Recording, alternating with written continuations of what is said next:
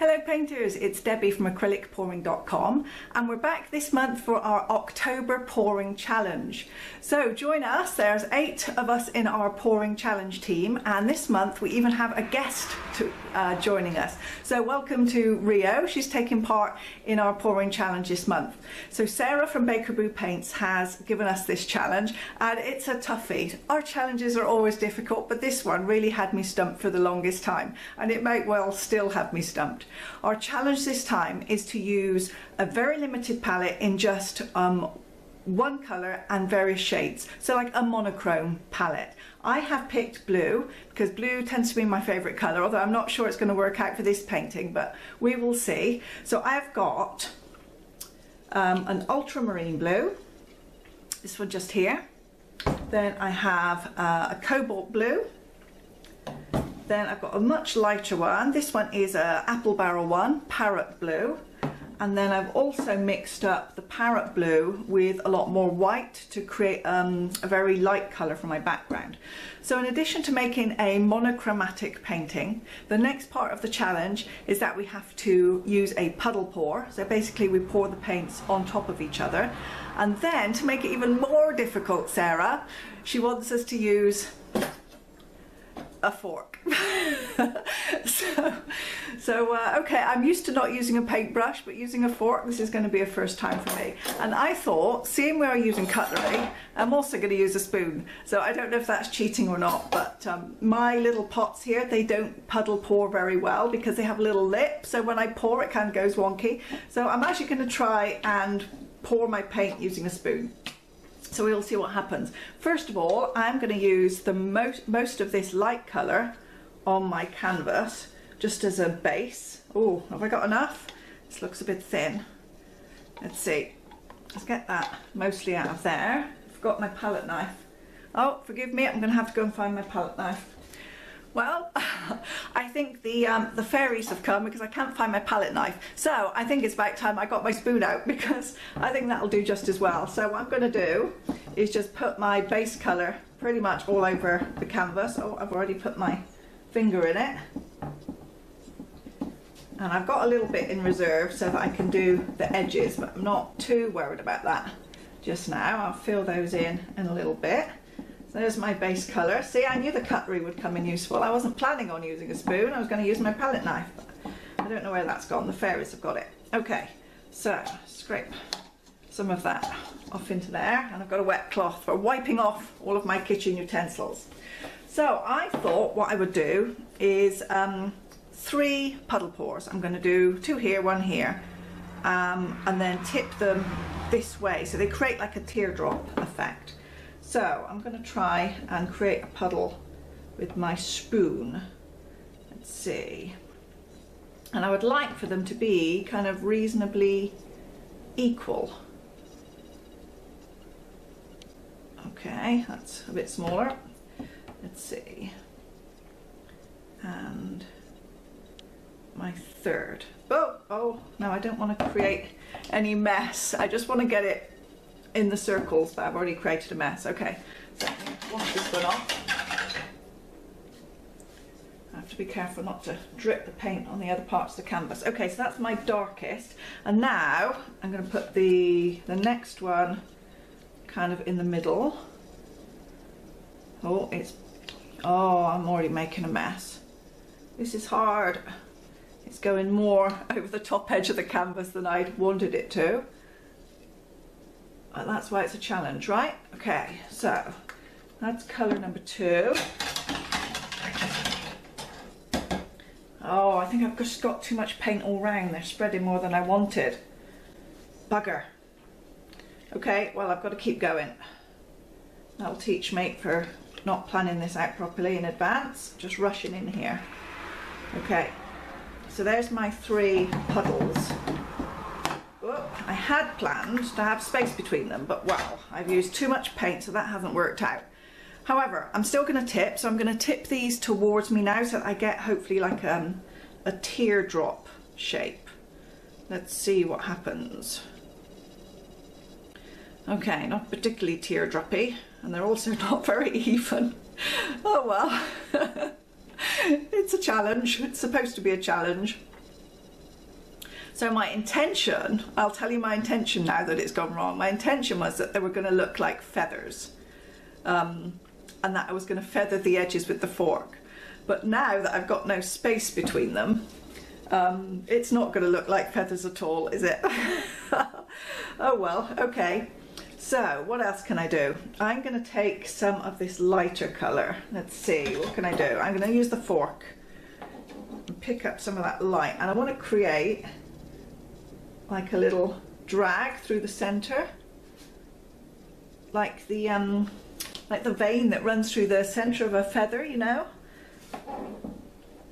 Let's see how it goes. Oh, it's not really going to work out, is it? Let's see, got some more in here. In my mind, this looked really cool. Don't they always? It's not looking so cool here. I've got too much paint. So I didn't get the negative space, but anyway, I'm going to keep going because you never know what you're going to get, and it might turn out into something cool despite my best efforts. Okay, so my idea was that I would then make my kind of feathers out from the center like this with my fork, and I think if I had space between my three sections that it would look kind of cool. It would look more like feathers, but of course now that I don't have the space, it's kind of not going to look like feathers. I don't know what it's going to look like, but I will keep up with my plan anyway, and we will see what it turns out like. See, so one is now running over into the other, which wasn't my plan. I really should try this again. I'm not going to have time to record another video for the challenge. I am all out of time. I've just spent too long on a computer and not enough time painting recently.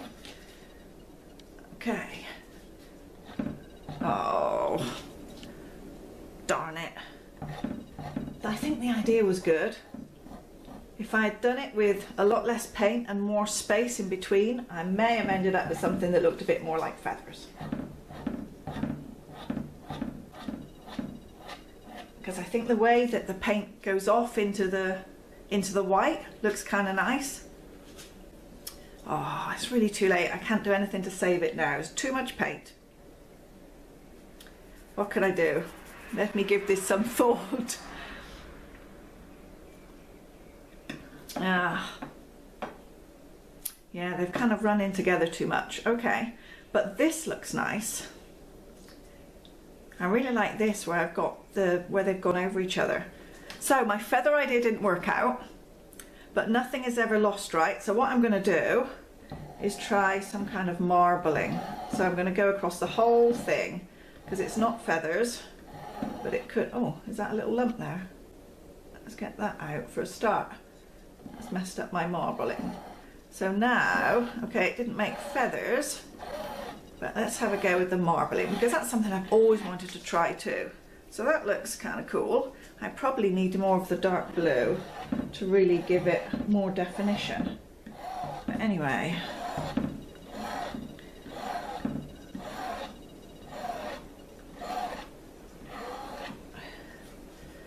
Yes. Okay, so I've got some more blue. Oh, am I gonna break the rules if I put more paint on? If I put it on with a spoon, does that still count as a puddle? Sorry, Sarah. I feel like I might be breaking the rules in your challenge. But I tried the challenge and now I'm trying to do it a bit better. Okay.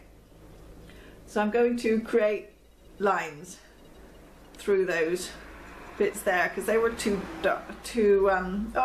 my lines are too thick. Oh, well, okay. Let's now go with a bit more of the other colour through the middle. And okay, so my feathers didn't work out, but maybe I would be able to create some kind of nice marbling effect. And I can always revisit the feathers idea another day. And maybe do it in, because I wanted to use metallics, I really like metallics and glitter paints, you know that I do. And of course then when it came was like monochrome, I didn't have anything in my glittery kind of paints collection that was going to work together. So I've just gone with this. Oh, Sarah's going to be so disappointed. She's going to make fun of me so badly. Okay, so let's do a bit more with the marbling. Now that I've got a bit more definition to my colours, I should probably also, if I'm going to do this again, use something that has wider tines so that I get wider spaces, because then once I've done it in one direction, I could use my fork in the other direction. Because these are too close together, and then you would get, yeah, there's not enough space between the tines in this fork. But now that that looks kind of cool,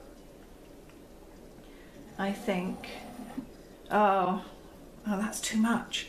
I should have just left it as it was. You know, Melly do does it as a t-shirt I've seen her wearing just recently. Oh my God, now that's horrible. Which says be strong and back away. And yes, if I just stopped before I put that on that, I think it may have been acceptable. Oh, challenge lost. I always pride myself that I think I do fairly well in these challenges, and I had a good plan, but the execution was bad today. Okay.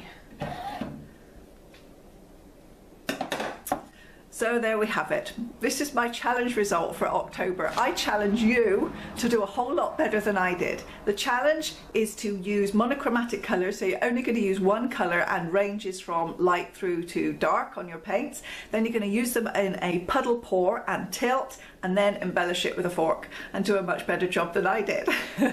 Thanks for watching the video and taking part. I hope you'll take part in our October challenge. Use the hashtag October pouring challenge, and let's see your videos, or post in the Facebook groups with the same hashtag and let's see your completed paintings.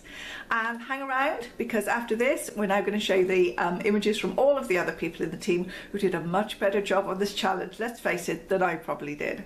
Thanks for watching and see you soon.